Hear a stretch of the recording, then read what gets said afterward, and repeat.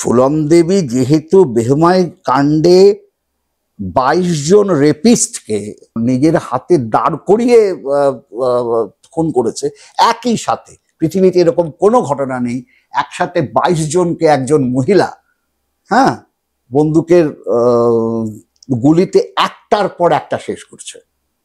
This is revenge. 3 দিন ধরে তাকে অত্যাচার করা হয়েছিল, 3 দিন পুরো গ্রাম। তা আমার কাছে তো সে জোয়ান অফ আর্ক, ফুলনের পথটাই পথ। এই অভয়ার জন্য বিচার চাওয়া, হ্যাঁ কে তোমাকে বিচার দেবে? ও নিজে বিচারটা করেছে। আমরা তো কোনো মহামান্য আদালতের কাছে তো বিচার চাইনি, চাইতে গেলেও আদালত হয়তো ওই জায়গাতে পৌঁছতেই পারতো না। একটা গ্রামের মেয়ে সে প্রমাণ দেবে কি করে? আগুনের পাখি যদি কাউকে বলতে হয়, মানে ফিনিক্স পাখি কথাটা আমি লিখেছিলাম, ফলে সবাই যদি ফুলন হতে পারতো তাহলে আর ঘটনাগুলো ঘটতো না। আর যেই আমি ফুলনের কথা বলবো যে ফুলনের পথটাই পথ, আমি সঙ্গে সঙ্গে হয়ে যাবো